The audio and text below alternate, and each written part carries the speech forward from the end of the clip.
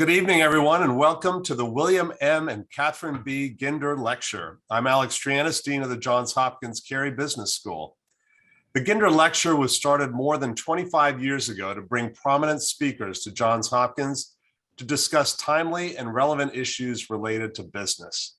And this evening, it is our pleasure to welcome Alan Butler, Chief Executive Officer of Erickson Senior Living, and a national leader in development and management of continuing care retirement communities. Erickson Senior Living is headquartered in Baltimore and manages 22 campus-style communities in a large number of states, including Colorado, Florida, Kansas, Maryland, Massachusetts, Michigan, New Jersey, North Carolina, Pennsylvania, Texas, and Virginia. The company's communities are home to more than 27,000 residents and employ more than 15,000 people who share a commitment to service. Prior to becoming CEO of Erickson Senior Living, Alan spent 14 years as treasurer of Allegis Group Incorporated, the largest provider of staffing in the US. As treasurer, he was responsible for all treasury functions, as well as the company's capital structure, cash forecasting, revenue cycle, debt placements, credit facilities, and other financial functions. He also served as president of Redwood Capital Investments, a private investment company, and served on numerous boards, including the board of Redwood Capital's portfolio companies, the Boy Scouts of America in Baltimore, University of Maryland Medical Center, and the University of Maryland Medical System. So welcome, Alan. It's great to have you with us this evening. Thank you, Alex. Well, great. So I'm going to start off with a few questions for Alan, but encourage our audience members to throw out questions through the Q&A, and we'll take those questions after a few of mine and try to intertwine them. So I think, Alan, to set the scene, I think it is great to sort of think and reflect on the demographic shift in the US as well as globally. Population is aging, people are living longer, and most importantly, want to remain active in their later years now more than ever. So give us a little bit of an overview of how Erickson Senior Living addresses the needs of our society these days. Well, sure. Well, first, you said it correctly. The number of 80-year-olds, and our average age in our community is 80. Obviously, we love to attract the 70-some-year-olds, and we have folks that are 115 years of age in one of our communities. So that's quite a number of decades. But I would say the number of 80-year-olds, if you look at the next 5, 10, 20, 30, 40 years, compared to the last 20, 30 years, it's an exponential growth. So for us, the opportunity to provide our services is significant. So obviously, we look all over the country to build communities, size of probably 400 is the smallest to as big as 2,000 independent living units, with healthcare on top of that. So our communities on average are probably 1,000 to 1,500 units, which is very, very large in this industry. Why does that matter? For us, it's the social interaction. John Erickson had a vision years ago that if a lot of folks together and provide the social activities for somebody in their later years, they actually thrive, and they'll thrive more than they would living in their home. You overlay that with a healthcare platform. So we have one of the largest geriatric medical platforms in the country inside of our walls. So we're staffed with nurse practitioners and doctors and social workers and all the things that folks need. They're not required to use our medical platform, but ultimately 90-some% convert because it's convenient and it's easy. So the healthcare side of it, coupled with the socialization, we feel like we really are meeting the needs. We continue to evolve, but there's a lot of great things for the seniors to experience at an Erickson community. Great. We'll come back to several of those pieces, but it's hard when we talk about senior living not to reflect on the tough couple of years with COVID, and in particular, we heard in the very early months a lot about seniors and how they were particularly vulnerable to the illness. So curious if you could share with us a little bit some of the challenges that you faced in managing your communities during this time. Well, certainly, I reflect back to March of 2020 when it really kind of became real to everyone, and obviously for us, the challenges of, our acuity is high, right? So the 80-year-olds are exposed, and our healthcare folks are even more exposed. I think of one word: we proved our adaptability. We were forced to adapt very quickly The number of meals that we serve in our various restaurants across the platform is significant. Within a week or two, you're converting that to serving meals in residence apartments. We weren't built to do that. So trying to find the food to do it, try to find the preparation, people to deliver, how to make it still nutritious but effective. That was a constant change for us. So certainly dining became, you have to feed folks, was significant. We also had to find ways to deal with the testing. The testing requirements were just, every state, every jurisdiction was different, and they were changing all the time. We obviously want to comply, but in order to do that, we had to put in place testing, places inside our communities to test, folks to do it. We had to build our own infectious disease platform for all the contact tracing that we had to experience, because for us, obviously putting safety parameters around for the seniors as well as our employees. There was a point in time, at one point we were out, 1,500 people were out. We started worrying about staffing as much as taking care of the seniors. So a lot of various challenges. And the last thing I would say is, how could we still create the social side for our seniors that became isolated? So we worked really hard to create programs to connect them with their family members when they weren't allowed to actually come to our communities. Yeah, so beyond the traditional challenges that most organizations had, it sounds like you had many that were more complex. So as we move from pandemic to endemic, what are there changes that you implemented that will remain, or other new trends that you see emerging out of this for the future of senior living? Well, yeah, for sure. I mean, I think for us, one of the biggest changes by necessity was telemedicine. I think our medical platform was certainly, we stand alone in the industry because of our scale. We can employ so many doctors and so forth. A smaller community, although they may want to do that, they don't really have the ability to do that, because obviously if you have 200 residents, you might employ a doctor. That's not really going to attract folks to that space. But telemedicine lets us to expand even deeper, because in many cases, it is tough for the seniors to get to our medical offices and so forth inside the communities. Our communities can be 3 million square feet. So it's a lot of moving around. So the telemedicine is certainly one.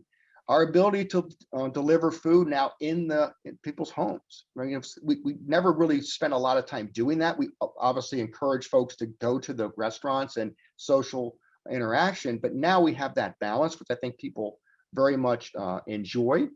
Our infectious disease platform, now we can use that to manage flu and other outbreaks that happen in our communities much better than we once could, because we didn't have this platform that COVID forced us to do. So many other mental health programs, more exciting things for our residents.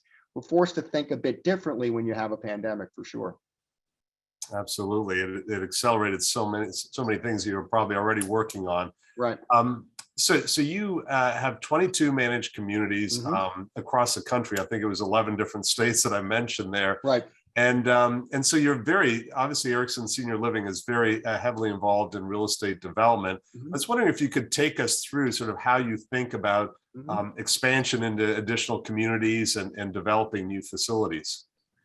Well, certainly. So you talked about managing. So we have a great relationship with a not-for-profit that predates me. NSC, we call them National Senior Communities, and they're the not-for-profit side of a business, independent from us. But many times over the years, Erickson would build the communities, develop them, and then sell them to the not-for-profit, then manage them. So we have many of those communities. We have many in development that we are currently still developing, and then certainly we have some where we're out there looking for land and so forth. So we're always the developer. Some we own ourselves, some we partner with an NSC. They've been great partners and great support. So how do we look at a project? First, we'll look all over the country, but the first thing we look for is density. You need people, age and income qualified. So you need a certain level of income to be able to pay the monthly packages that include a lot of the services we talked about.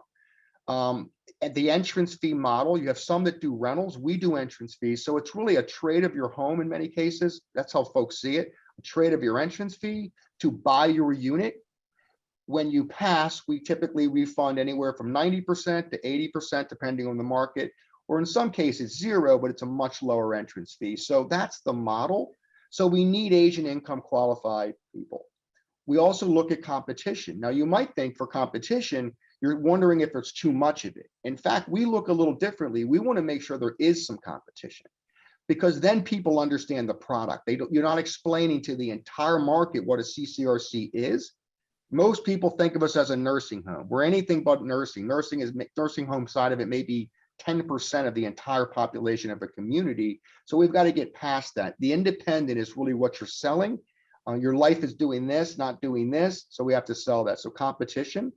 We then do studies with bring in focus groups. We talk about what we build, the price points. Does it make sense?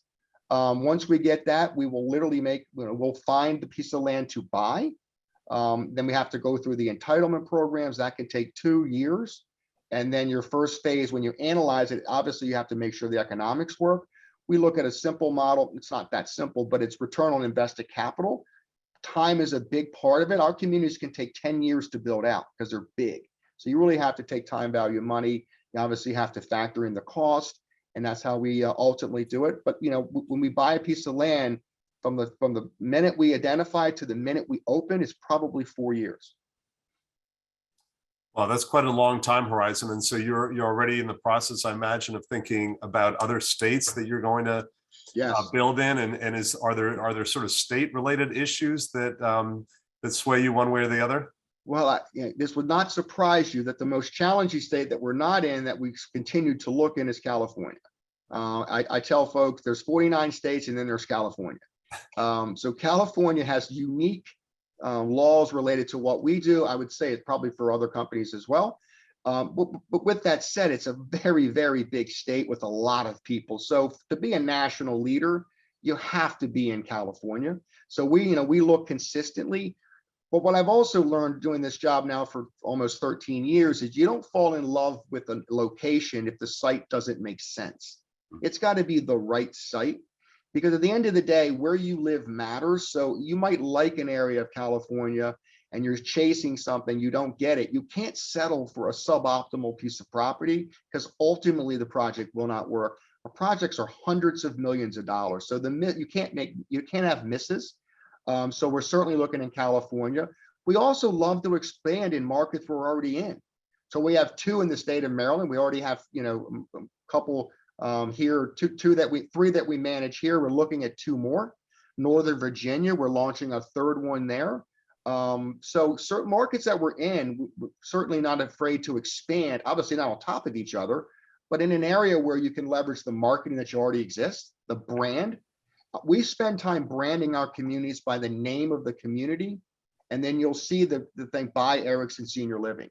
So the community name is what we focus on. The Erickson Senior Living is the lift you bring from the management company. And that's how we experience it across the country. So people know our communities by the name. So Oakcrest or Charlestown or Riderwood, these are the names that folks know. The Erickson Senior Living piece is just a lift that we bring as the manager of that community. Yeah, that's very interesting. And also your point about how you want competition. And I would imagine that in general, the reputation of senior living communities, as they become more of the social hubs that you identified, has improved over time and becomes more attractive to senior residents. Yeah, it does. I mean, I think the challenge is always, getting folks, the biggest challenge we have is getting someone out of their home. So we're not worried about, they're not normally coming from an over 55 and so forth. So it's really getting folks comfortable leaving their home, the environment that they've lived in. We started basically a Erickson moving type company, if you will, that we go to their apartment and we sit with them and we show them what parts of their furniture will fit. We can do it. We can show them how it's going to look. It gets them comfortable. We help them with the entire process. So we take the fear of just doing it away. Once they make the decision, then they're overwhelmed. So we take the overwhelmed nature of, we'll make this work for you, and explain to them, we've done this millions of times, and really spend a lot of time with our welcome home program. So when someone moves in, we really want to make sure we get them comfortable meeting people, going to clubs. Most communities have 200 clubs. So it's hard. You're going to find something that attracts you, and you instantly meet friends and so forth. My mom and dad moved in the community 8 years ago, and my dad made a comment at 80. He said, "I'm healthier at 80 than I was at 70. I work out. I have lots of friends. I do different things. We eat dinner with 8 people that we never would have thought of. A lot of the things that we can do, we weren't going to do in our home." Yeah. So again, that's just one data point, but I hear that all the time. Typically what I hear more than not is, "I wish I had done it sooner." Yeah. Yeah. Well, that's not only one data point, that's a pretty darn important one. So That's getting true. the direct feedback from your parents. So by the way, I appreciate everybody in the audience that are sending in questions. I'll get to them in a minute. But first, Alan, I want to ask you, sort of beyond real estate development, where else do you see opportunities for Erickson Senior Living communities? Well, I think we can continue to expand on the healthcare platform. So I think there's things that we can do inside of our own gates. So, you know what, we obviously have the medical platform. There's ancillary services, whether that be continue to expand home health, whether that's expanding hospice, other things that I think that we can do to certainly broaden the platform for the benefit of the seniors. I mean, healthcare is an important part of anybody. I think of what, 20% of GDP. It's big and it keeps growing. So we have to make sure we do that. We're also working very hard to employment side. We're working to build programs to develop the workforce. If you talk to any CEO today or HR executive, the workforce is a big issue. So we're really trying to get ahead of developing programs to really educate and really lift the next generation of folks to take care of seniors, as well as benefit themselves. So we have career tracks for folks that don't go to college. We have career tracks for folks that go to college, and really try to build these career ladders. But building our own internal programs, culinary services, you name it, we're trying to build because at the end of the day, I think it can differentiate you. So we see the social good of improving, employment, but also benefiting the end customer. That's great. And I'm going to pick off one question, just as we're talking in particular about the real estate development piece and growth strategy. A question about whether or not the growth strategy of Erickson is changing at all with the expectation of rising interest rates. Yeah, so certainly I would say the rising interest rates actually is second to the rising cost of everything else. So the cost of construction over the last year or so is exponential. It's really the commodity pricing. It's not the labor component, although labor is a part of it. The commodities, whether you're following steel or lumber, are really off the charts. And that's challenging because you can't translate that quickly into an entrance fee change, right? The entrance fee still has to track the homes. And there, yes, new prices are going up. And if someone's selling a home today, they're selling it within a day. But they're not tracking the cost of new builds with the commodity pricing as crazy as it's been. Certainly, we hope that moderates. The interest rate environment, most seniors have obviously paid their home off. So the issue is whether it's going to impact the new buyer, whether they'll have the ability to buy the home. And then the last piece, interest, it's going to affect your capitalization, how you finance your business. I would say that we've all been pretty fortunate with awfully low interest rates.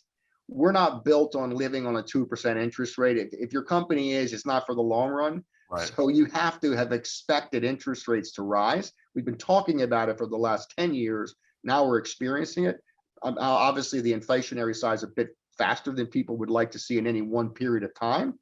But size helps, our scale helps, our ability to deal with change is probably better than most given our size.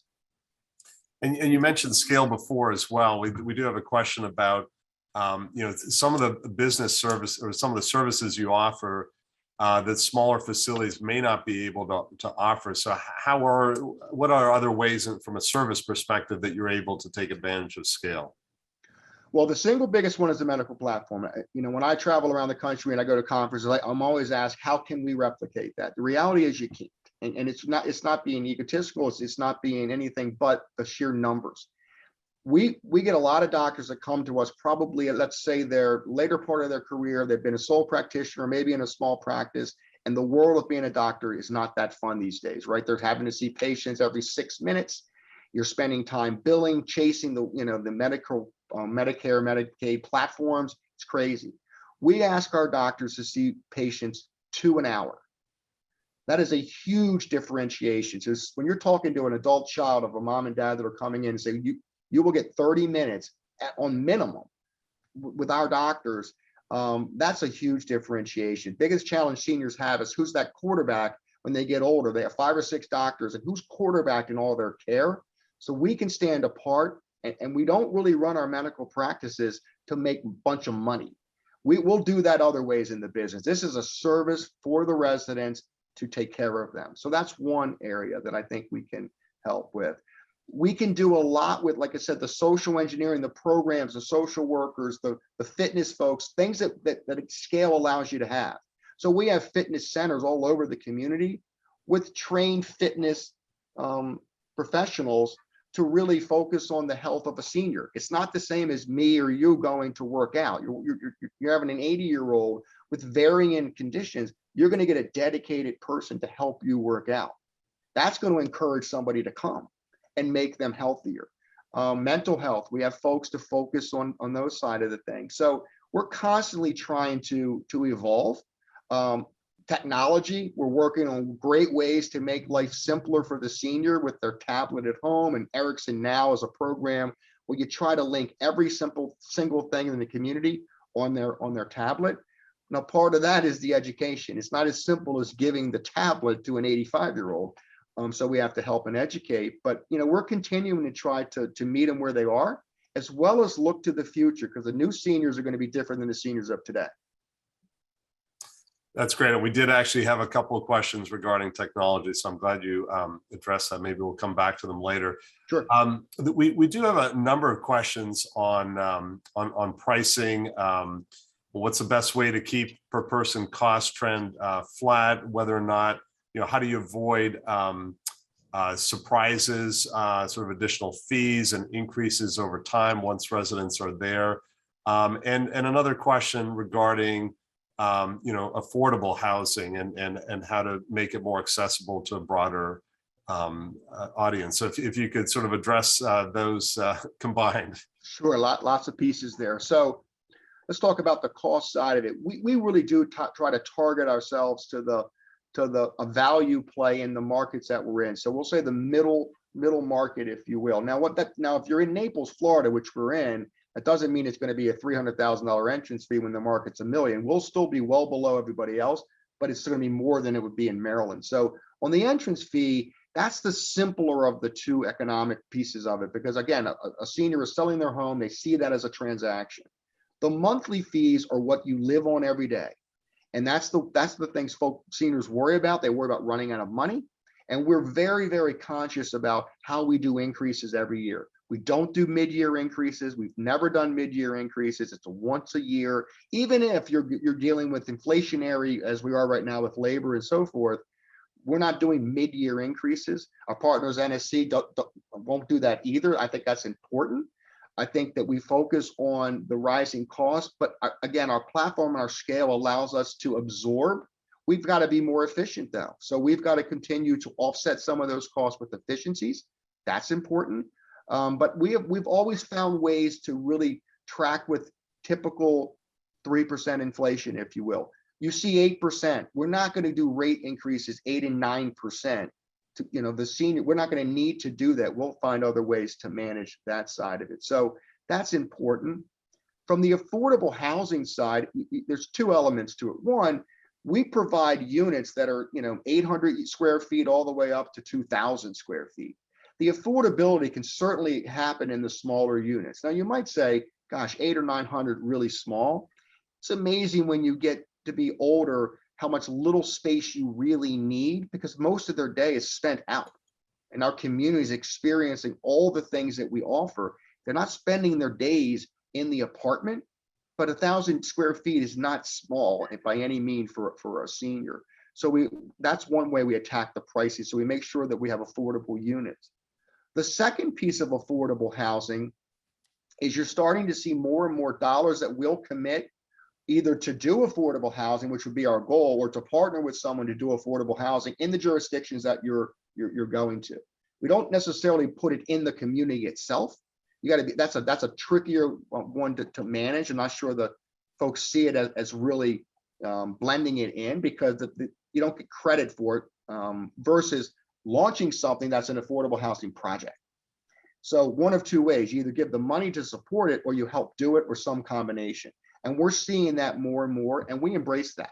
We think that, listen, there's a big need out there for affordable housing for seniors, affordable housing across the country. We would focus on the senior element of it, because that's what we're, our job, what we do every day. So we're really engaging in it, and we have great plans with our partner to really look to the future with affordable housing as well. Thanks, Alan. And speaking of partnerships, and a question about a reference to the Bethesda Marriott development. I think that means the old Marriott headquarters, right? That, if I recall correctly, you all are moving there. So it's 10 minutes from Suburban Hospital, which is part of Hopkins Medicine. Do you partner with healthcare systems such as JHM? So yes, we did. We actually acquired that property many years ago. We've been leasing it back to the Marriott Corporation, and that we're finally going to be able to occupy the space, if you will, by the end of this year. So we look forward to that project. It will be unique for us because it's going to be much more vertical. We've never really gone more than 7 stories. This will be 13, 14, 15 stories. So it'll have a bit of a different look. We'll have to obviously, cater the services a bit differently, but we're excited by it. We love that market. We know it fairly well, obviously being based in Baltimore. Do we partner with medical systems? We have in the past done some partnering with medical systems. It's got, we've got to make sure it blends with our medical platform as well, because obviously the on-site piece of it matters. So we don't want a situation where our partnering forces folks to go travel fairly big distances, because at the end of the day, they get to a certain point where the proximity is very, very important, the ease and the access. But we have done some partnerships, and certainly Hopkins would be somebody that's well known, well respected. So more to come on those type of things. Yeah, no, that's very exciting. And speaking of medical care, there's a question here about if you could talk more about how medical care is coordinated. In particular, is there a holistic approach to health? There is. So we do it from multiple levels. One, obviously the doctors, when you join our practice, the medical plan, the medical practice includes the doctors, the healthcare, the social. We're doing a lot on the holistic side with the other side of the business, with our social worker platform, our resident life programs. We have a lot to do, obviously mental health and the well-being. So we talk about well-being beyond just the medical platform piece of it. So we're partnering with, right now we're partnering with Harvard on a study to improve that side of the business. So we're excited by that partnership. And we've been obviously using some seniors as the case studies, how we can truly help from all sides of well-being, whether holistic, the whole program. Great. Well, speaking of sort of holistic view, both for residents and for employees, many businesses and institutions are intensifying their efforts to advance diversity, equity, inclusion, and belonging throughout their organizations. And of course, we know a little bit through our Carey alumnus, Ian Brown, about his efforts at Erickson that he's helping to lead. So if you could just talk a little bit about why DEIB is important to you personally as a leader, to Erickson, and also to the communities that Erickson oversees. Certainly. I think that, the diversity of both with the employee base as well as the residents. Let me focus on the employee side of it. To me, I think what makes great companies is a diverse thought. We talk a lot about what's the future, what's it going to be like 10 years, 15 years from now. We sit in rooms all the time with really whiteboards talking about what could it be? How do we change from where we are today to tomorrow? You need diversity. You need diversity from all sides of it, because experiences shape what the future can be. So we embrace it significantly. Ian does a fantastic job in that side of the business for us. We talk about it regularly. We have programs in place to truly advance diversity and inclusion. On the resident side, again, we want that as well. It's very important for us to to really, again, we talked a lot about our social program. We talked about all the things that you experience in a community. To me, diversity makes it better. You're more enriched by people's experiences. When you sit with somebody that comes from a different country or a different background or ethnic background, you name it, you're better off. And we talk about it regularly at our company, and programs in place to educate. A lot of it is education. You have to, obviously talk to folks that maybe have that bias. We have to get them past that. That's important. I don't think you hide and say it's not there, because it is in many cases. You've got to challenge that. So we've embraced it. We'll continue to embrace it.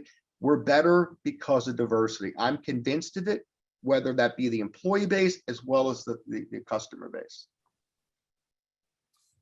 And let's actually, I think we have two questions, one more about the employees and the other one more about the customer base. So the question about employees is, what are some of the avenues of internal growth, such as internal mentoring, that may help all employees to excel and advance within the management structure? Well, mentoring is a big part of it. So we have a defined mentoring program where we really do put people together that really have an interest level. We try to match people with similar interests and experiences. That's one side of it. We built career ladders. I think it's really important to sit with folks and talk about what they want to do. It's amazing when you sit with somebody and they think that the path can only be very narrow. And what we've tried to explain to people consistently, look at my path. I've done different things in my career.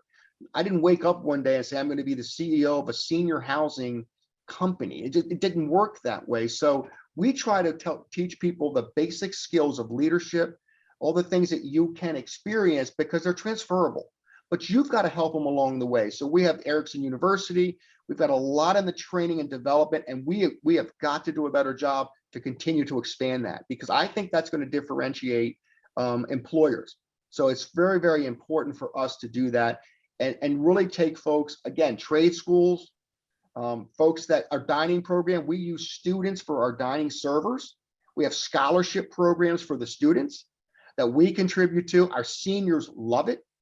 It's a great way to do the multi-generational. It's been something we've done for many, many, many years. And it's exciting to watch students get their scholarships, go to school, and then come back. And we really celebrate that. So that's an important part of it. So we've got to not only to attract, we've got to develop and retain. So the development piece is very important. Mentoring, I've had great mentors in my career, so we embrace that. We want people to dedicate time to it, allocate hours upon hours. You can't do your job all day.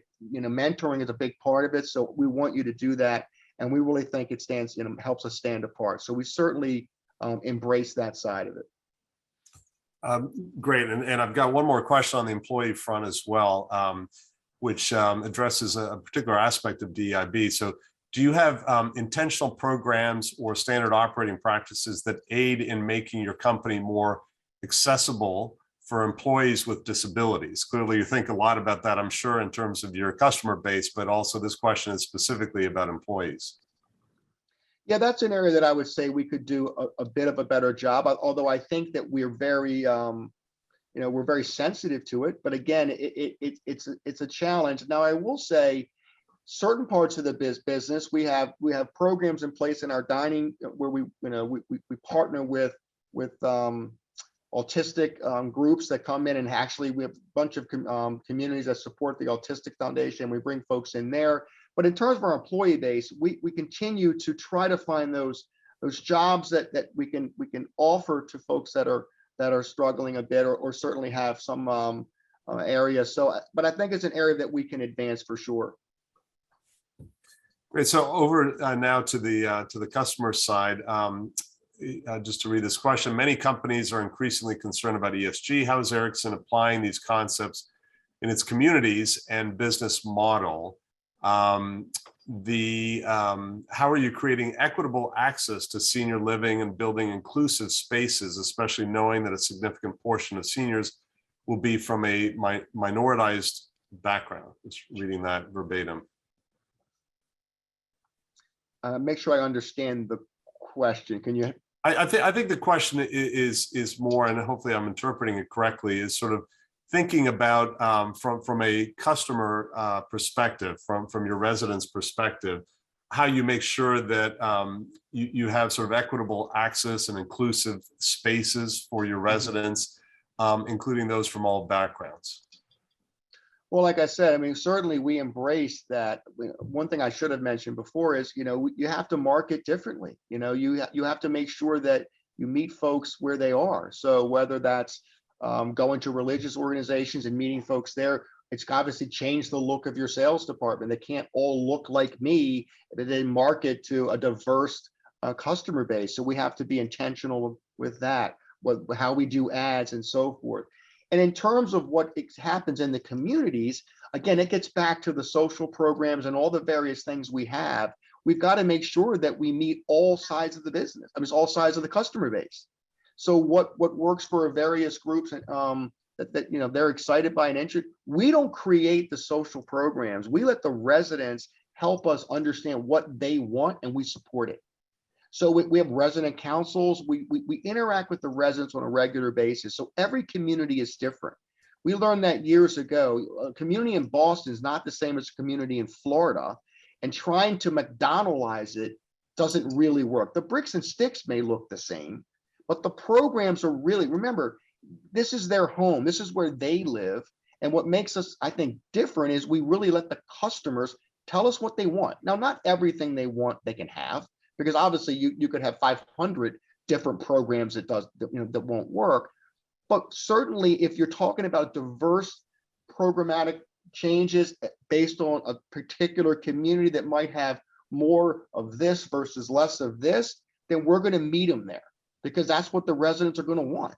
So we'll craft the programs that meet what they want each and every day. And I think that versatility is important to the future, because it's going to continue to change. But in terms of equitable access, that gets back to pricing, making sure that folks can afford our communities. We're highly sensitive to that. But it's not easy, because you're going to only get a sliver of the 80-year-olds, and we obviously have to be affordable. We have to make the projects work. So there's a balance. We're not trying to make every last dollar, but we do want to have a sustainable long-term community, because these communities cost hundreds of millions of dollars. And certainly our seniors have committed their life savings. So we have to make sure those projects still are sustainable long-term. In this industry, I will tell you, many don't make it, and we're built for the long term. So we don't take for granted that you have hiccups along the way. The pandemic, I never once thought about whether we'd be closing the doors. We laid off no one. So again, I think that was that financial stability is really important, as much as the well-being of the seniors, the healthcare, you name it. You still have to have a financial base that's strong for the long run. Yeah, no, that's great to hear. And I'll take you on another dimension of sustainability, because the prior question mentioned ESG. So let's talk about the E part for a little bit. There's a specific question here. Do you manage a portfolio of energy sources to reach economies of scale? But maybe if you could talk just more generally about sustainability efforts at Erickson. Yeah, there's no doubt sustainability is something that is important to us. Now, I'll tell you, some of it is it's easier in newer communities as you're building than it is retroing older communities that have been built 20, 30 years ago. So it's not as simple. But with that said, that can't be an excuse. So we have complete sustainability programs. We have people focused on it at community as well as corporate. We absolutely want to improve that side of the business. We have a community in New Jersey with a parcel of land beside it that was sold for wind energy for wind. And again, that could have been another neighborhood, but we chose not to do that. With an NSC chose not to do that as well. But again, sustainability is something that, again, you have to dedicate resources. We're continuing to do that. We think about things like our plastic containers, which it sounds like minor. We have tons of plastic containers. Look at the amount of food that we deliver each and every day, working on things such as that. Energy sources, absolutely, for sure. It's not as simple, though, as tomorrow just putting up solar panels. We have to make it work within an infrastructure that, again, has been built many, many years ago. As we look to new projects, again, it's certainly something that's built into our programmatic side of the build. And I'll take you on yet another dimension of sustainability, which we were talking about before we went live here, in terms of the workforce, right, which has been a real challenge in healthcare writ large, but I'm sure in your sector of the industry as well. And there's a question, so maybe you could talk generally about that, but there's also a specific question about, are your employees back in the office, or do you have a hybrid situation? And obviously you've got to distinguish there between the facilities, the headquarters and so on. But what do you see as the benefits of having people back at headquarters? Yeah, so it's a great question. So if you just to explain how we're built, so our communities are out in that's the 22 communities that we're part of, and then we have our corporate shared service model here in Baltimore, which is 600 or 700 individuals. The communities never shut down. Obviously, you couldn't shut down during the pandemic. What we did do was we spread them out. So we had folks working not 40 hours a week in many cases. They had days that they were home, so we could spread out the risk, if you will. That was a risk of enough to avoid having so many at one time, because obviously the contagious nature of COVID was pretty rampant, and we were all learning at the time how to manage it. So the communities never shut down. They never do 7 days a week. We had a residents becoming, the employees becoming very adaptable. We asked folks to change their schedules. So they went from Monday through Friday. All of a sudden, someone now works Wednesday through Sunday, because we needed that. And our our employees could not have been any better. At the corporate side, the senior level folks, such as myself, were only home for 2 months. As we spent time changing our offices. So putting up the plexiglass, doing the things that for safety purposes. But from working together, we are so interrelated in terms of operations and healthcare and development and finance. It's really hard to do that remotely. And we were literally changing on a dime. So it's really hard to do last minute Zoom calls when all of a sudden the state of so-and-so says, we're going to have you test tomorrow 1,000 people. How do we make that happen? We needed to be on site. And over the next year, we blended our next level, to certain within a full year, everybody was back to work. What we did do was allow us director level and below to work 1 day a week remotely. Now, I know a lot of folks said 3 and 2, you hear a lot of hybrid conversations. You know, maybe I'm old school, but development of individuals, a lot of it takes place with one-on-one, the interactions, the relationships. It's hard to do that via WebEx. It's hard to do that. I just think of the graduate student that's coming out. You're going to want to be around people. I believe you're better by being around folks each and every day, asking those questions, having the conversation you didn't expect to have that day, and learning, you know, hey, I learned something. I probably wouldn't have had that because I wouldn't have randomly called up a senior person and said, hey, I have a question. So we feel like it's really important to be here. You know, I know for a lot of folks, we've lost some employees that want to work virtual. I just don't know how easy it is to be a leader leading people remotely. I just think you're going to have to continue to push to have folks to come back in our company. And again, it's certainly important given the communities are always on site. So that's how we've balanced it. I'm not sure it's perfect, but it's certainly how we've plan we've taken. Well, another balancing act that we talked a little bit about earlier as well before we went live was around vaccination. And so one of the questions we have here is whether or not Erickson did require vaccination for its employees during the COVID-19 pandemic. And I know it's particularly tricky to have a multi-state operation. So if you could talk about that part as well. It is. So for our residents, 98% of the residents quickly took the vaccines. I mean, obviously they're 80 some years old. In many cases, there's comorbidities and so forth. So we were able to obviously get them. We had all of our residents second vaccination by March 11th of 2020. We were proud of the fact that we ran over 200 clinics to get every vaccinated 2 vaccines by March 11th. And you think about it, the first vaccine basically came out the end of December. So we're proud of being able to deliver it very, very quickly. To our employees, we did not mandate. I think that probably surprises a lot of folks. One, we believe in choice. We think it's important to give folks a choice. But we did have a robust education program. We found that a lot of the folks that weren't interested in the vaccine was really because they had questions. Our medical professionals, we held seminars, we sat with people, we got our vaccine rate up to 85%. And we feel really good about that. And again, we're sensitive mandating. I think we would have lost some employees, but we also thought that, vaccines are important. So the education program worked very, very well for us. And then we continue, obviously there's new boosters coming out. This most recent booster, our seniors are going to want it.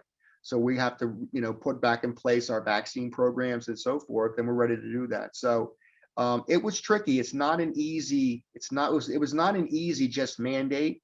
Again, in very few states, if a state did mandate, they mandated a small segment of the healthcare population. Thanks, Alan. And I'm going to take you now back to your finance roots a little bit with this next question, which I think will be interesting. Who owns the real estate and how is it financed? So you can geek out a little bit on us on how you all make your decisions. So, okay, let me explain. So for the projects that have been sold, the NSC, the not-for-profit I spoke about, they own the community completely. If there's financing, it tends to be bond financing. Because that's already done. I think they're speaking really more towards how do you finance the development, because a mature, more mature community can be done through bonds. We look at our financing of projects. We don't really look at it individually. We have a corporate approach to it. Now we do look at the returns when we analyze and underwrite a deal. We'll look at it on an unlevered basis and a levered basis. I'm a firm believer. I don't believe you make your decisions based on leverage. Leverage in and of itself can be dangerous. You can highly leverage a project and make any economics look good. So I think you have to look at it both on an unlevered and a levered basis. I think that's hugely important. If it doesn't meet the mark on unlevered basis, I just wouldn't want to build my company on the beautiful 2.5% interest rates that flip to 6%, and now all of a sudden your project's underwater. So I think you have to look at both sides of it.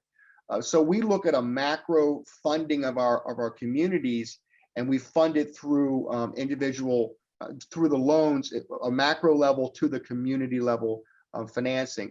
Ultimately, we can get some permanent term financing, and we do that. We live in the bank world. We don't live in the bond world.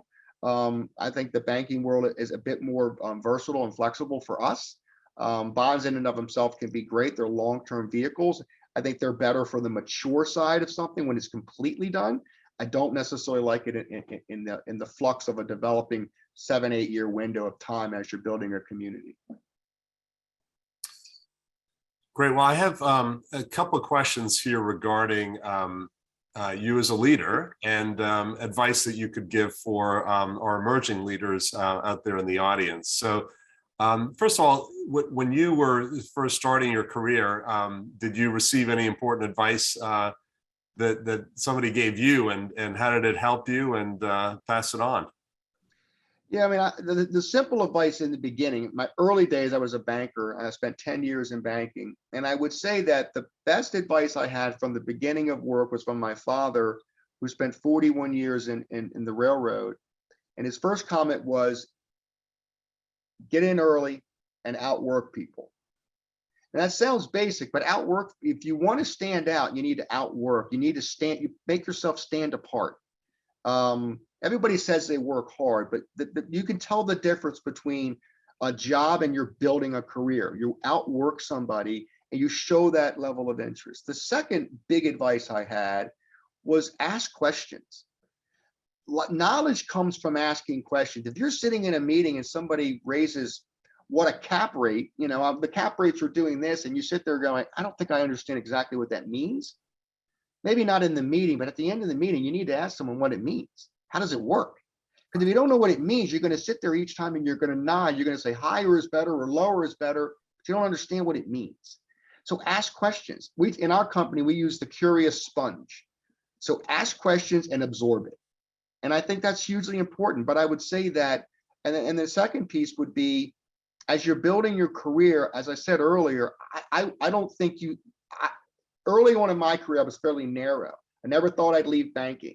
Then I decided to go work for a customer a client of mine in this staffing company that I didn't know was going to grow to this multi-billion-dollar enterprise, and you live through the growth. Then you get a chance to be in the private equity investment world, and you do that, and then you buy a company, and, out of bankruptcy, and you say, oh gosh, maybe they asked me to go run it. So that's the evolution. What I would say is skills are transferable. If you're a good leader and you learn to be a leader, you could transfer those skills across a lot of different platforms. You can learn a business. You can't necessarily learn how to be a leader. You've got to develop that. People have to teach you how to be. It's not innate. You don't wake up one day and say, I'm a great leader. You can learn to be a leader. You have to be taught to be a leader, and you really have to put the energy and effort into it. But I would say broaden your skill set and allow yourself to let the career unfold. You're not going to have it figured out day one, because I promise you 30 years later, you're going to look back going, I really didn't expect to be doing whatever this might be. Most people end up that way. Well, we have certain four key values at Carey, and one of them is relentless advancement, and the other one is boundless curiosity. Would both align well with the advice that you're giving. And you talk about developing skills, and one way that many of the audience members here have done that is by engaging and getting their masters as a way of sort of accelerating that. So you got your MBA at Loyola. What sort of prompted you to do that, and how did you leverage that in your career? Yeah, so at my undergrad was University of Maryland. I spent 4 years working, and then I thought that was helpful. I think getting into the workforce helped. I certainly was experiencing a lot of different industries and businesses, and I thought the undergrad gave me a good platform. But I thought with grad school, it was a way to really sharpen skills, using also the short period of time I had working, and a lot of questions about businesses and so forth. And grad school, to me, was able to take a lot of those questions and refine it. So to me, it was sharpening the tool, broadening some things I didn't do. I took a lot more accounting classes, for example. I was a finance major, but I took a lot more accounting in the MBA programs. I added some skills that I thought I needed. But I would say it really helped sharpen. I would encourage young people, if you will, or older folks, whoever, to get an MBA. I think it's important. It can truly sharpen your skills. And again, working doesn't hurt. I mean, obviously, if you go right from undergrad, that's fine too. But I would say that, again, if you use the curious sponge in grad school, it really can expand your horizon. Absolutely. Beyond learning what a cap rate is, I totally yes, agree on all the development of the soft skills as well. So one question here from an audience member says, sometimes we learn best from our challenges, even our failures. Can you talk with us about a time when you met failure or near failure, and what you learned from that experience? Well, I talk about failure as I give speeches in our company. So I agree with that. I think you embrace failure, but you fail forward, right? So you embrace it, meaning you don't hide from it. You're gonna make mistakes. I told folks here in the company, we're not going to be perfect. I don't expect perfection. And if you're a leader and you expect perfection, you're never going to get somebody that's innovative, creative, challenge the status quo, because that's not the safe route. So you're gonna make mistakes. What was my biggest mistake? Not my biggest, one of my failures I learned from. So early on, when I was in the investment company, we invested in a business. And I felt good about it. And they were in the healthcare space, and they were making other investments and so forth. We certainly did not put handcuffs on their ability to make advancements, but at certain dollar levels, there was an expectation that we'd have a conversation.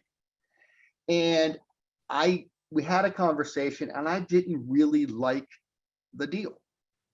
And it was one of our the company's probably in place for 3 years. I didn't like it. I didn't like the way it was structured, and I didn't necessarily think it was a good use of capital. But I ended up not putting forth that comment. I let them go do it, even though I could have vetoed it. I looked and I said, I don't want to be that guy that stops them from having their creative juices, and certainly I don't want to sit on them. At the end of the day, we lost $18 million in a very short period of time. Wasn't my finest moment, because my instinct said this wasn't a good deal. It would have been different if I thought it was a great deal and the deal just didn't work. That's part of business. But I knew in my mind that deal wasn't a good deal. So I learned from that. I'm not going to sit back when I think something doesn't make sense. Then I think you have to say it doesn't make sense. And you have to have the courage to deal with the uncomfortable. I would have been uncomfortable for those leaders. And I probably avoided that uncomfortable conversation to the expense of $18 million. And how do you encourage your senior staff that you're closest to do exactly that, to speak up when they see something, when they have a differing opinion? I think part of it is building the relationship. So if I define myself as a leader, I'll say it's relational. I spend a lot of my days talking, sitting down with my leaders, sitting down with levels below. I move around the buildings. I encourage that. You build